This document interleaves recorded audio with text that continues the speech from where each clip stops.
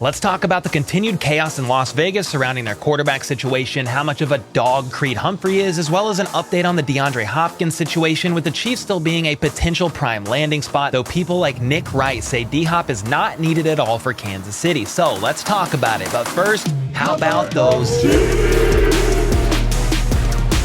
All right, first up, a bit of a wild story surfaced over the past few days about the Raiders, as it was announced or discovered, one of the two, that Jimmy Garoppolo had foot surgery in March after signing his 3-year $72.75 million deal with Las Vegas. And this lingering foot injury was actually from week 13 last season, which was on like December 6th. And Garoppolo put off surgery initially because he was told by the 49ers team doctors that the type of foot fracture he had didn't need surgery, but roughly 2 months of rest to properly heal. Well, time goes by, Jimmy rested, didn't get better, or maybe he got better but not good enough, because he apparently failed his physical the day he was supposed to sign his contract with the Raiders, and his introductory press conference was therefore delayed a day because they had to rework his deal, removing his $11.25 million signing bonus into his base salary, which means he won't get any of that money until he passes a physical. And the addendum they added to the contract has language in it that indicates Garoppolo's contract can be terminated unless he passes a physical exam, is active for at least one regular season game, and does not suffer re-injury to his left foot in the manner described. And it ultimately underscores the possibility that Garoppolo may not only never play for the Raiders, but he might never even get paid a penny by them. I mean, this stuff is freaking wild. However, their head coach Josh McDaniels doesn't seem concerned that Jimmy will miss any playing time this season, basically saying something along the lines of he'll be good to go around training camp, but maybe, just maybe. That's what Davante Adams was expressing concerns about recently when he said he wasn't in agreement with the front office on what's best for the team right now and the decisions that they're making, because they released Derek Carr to then sign a QB in Jimmy G who isn't better than Derek Carr, and the man couldn't even pass a physical, yet they signed him anyway. I guess time will tell with this pathetic excuse of a football team, but if Jimmy can't play, they may be starting Brian Hoyer after all is said and done. And as a Chiefs fan, I love the continued chaos over there, don't get me wrong, but even I am still a bit surprised by how long the chaos continues to play out with no apparent end in sight. Oh well. Next up, PFF shared a list of 5 players who are the highest graded offensive linemen over the past 2 seasons, and those players were right tackle Lane Johnson of the Eagles, left guard Joel Bitonio of the Browns, right guard Chris Lindstrom of the Falcons, center Creed Humphrey, ding ding ding, of the Chiefs, and finally left tackle Trent Williams. And the most impressive thing to me is Creed has only been in the league for 2 years, which means he's literally been the best in the league since he first stepped foot onto an NFL football field. I mean, everyone else on this list has played at least twice as long, with some way more than that. Bitonio has played 9 seasons, Lindstrom 4, Lane Johnson 10, and Trent Williams 12. Therefore, it is safe to say that the future is bright with Creed. And to sum up this entire segment, Creed is good. And something else that is good, in my opinion at least, is my coffee, the HBTC blend of Benchwarmer brew with origins from Ethiopia and Mexico and flavor notes of chocolate and citrus. Num num. This medium roast really is that good. Don't want to take my word for it. Take Nathan's then, because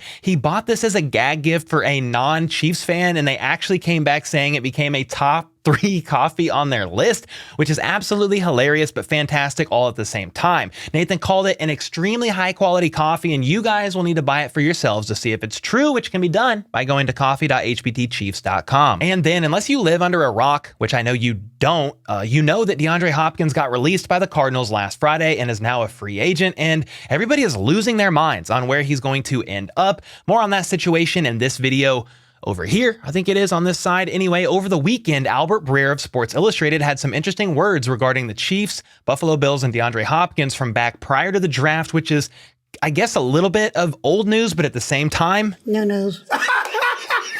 Because we didn't know anything about this until Breer shared about it over the weekend. He said this: the Chiefs and Bills were the only teams to have substantive trade talks with Arizona, as was the case with Kansas City. Contract was the issue for Buffalo. KC made progress, but OBJ's deal, $15 million base, more or less blew that progress up. As for where this goes next, I'd say the price will dictate that. Under current circumstances, it's unlikely that KC or Buffalo go get him. If his price drops, both teams offered incentive-heavy deals, then Maybe. Both KC and Buffalo talked directly to Hopkins and they liked him. Very interesting. So basically the Chiefs were in play on trading for him until Odell signed his deal, and D-Hop was probably like, I'm a better receiver right now than that man, so I definitely need a little bit more pocket change than what he got. But now the report is saying it's unlikely KC or the Bills are going to be in play because it appears D-Hop is expecting to secure a, quote, significant contract on the open market, and how much of a payday he's wanting remains to be seen. However, there's a rumor floating around that he's wanting more than $23 million per year, which doesn't make sense to me considering the fact that the Chiefs and Bills didn't even want to take on the salary of his previous contract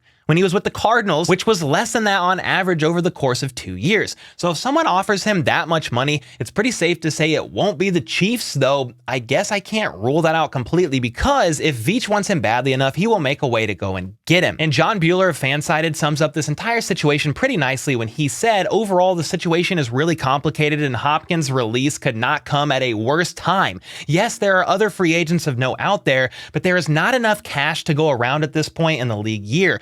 Surely a savvy front office will do some creative accounting to get him on their team, but the market for Hopkins is probably nowhere near as robust as people would think it is. Simply put, Hopkins will have to take less money on a back-loaded deal to play for any contender, and if the Chiefs did end up offering Hopkins a deal, guys, I'd imagine this is the type of deal he'd be getting. Now, Nick Wright today also weighed in on the DeAndre Hopkins subject and said that D-Hop is a great player. No doubt about it in his mind, but the Chiefs do not need him, and he wouldn't even be excited if they signed him. And is an awesome player, and the Chiefs do not need him. If they signed him, I wouldn't be like, oh, they screwed up. You wouldn't be excited? No. Really? Wow. Yes, here's why. And his reasoning for that is basically bringing in a veteran like DeAndre Hopkins could stunt the growth of others in the receiving room, a room the Chiefs have spent pretty decent draft capital on recently, basically 3 second-round picks, Sky Moore last year, Rashee Rice this year, and he pretty much equated the Kadarius Toney trade to a second-round-ish pick, though I know it was a compensatory third-rounder and a sixth, but either way,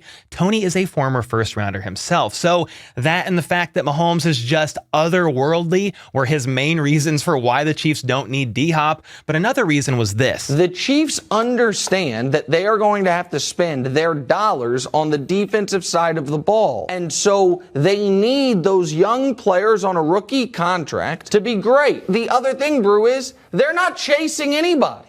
They're the best in the league by a wide margin. And Nick continues saying that Buffalo needs to surround Josh Allen with as much talent as possible because they have fallen behind Cincinnati, who have fallen behind the Chiefs. Meanwhile, the Chiefs have shown that they don't need a ton of weapons for Mahomes because he is the best player in the league and elevates everyone around him. So Nick's argument is keep the offense young and utilize the talent already there and invest more money in the defense instead. And I don't fully disagree here. The better the defense, the less Mahomes is forced to carry. On the flip side, though, surrounding Patrick with more weapons on offense never hurts either. And Brett Veach has said many times they will always look to add more weapons for Patrick, even if they only get 1% better, which is why Brett Veach didn't say this part, but it is why the Chiefs were one of the last teams in on the A.J. Brown trade before the draft last year, and one of the last teams in on the D-Hop trade before the draft this year. And D-Hop would indeed make that room better on all fronts. We cannot deny ourselves that. He is that good of a receiver still,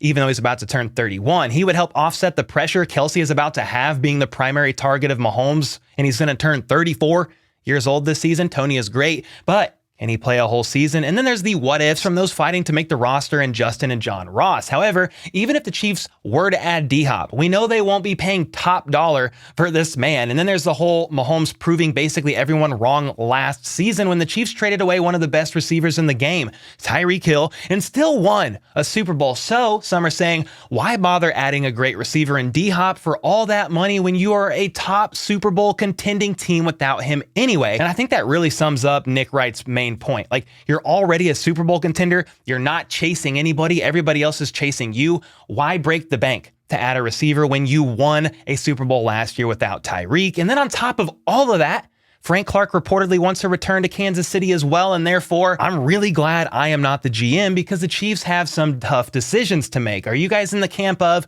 we don't need D-Hop like Nick Wright is, or are you more in the mindset of, Adding more weapons for Mahomes is never a bad thing, and D-Hop will make the room better no matter what. Either way, I pray to the heavens he signs somewhere soon, whether it's the Chiefs or elsewhere. I don't care, as long as we don't have to keep talking about it. Anyway, let me know your thoughts in the comments down below, and until next time, let's go. Let's freaking go. How about those?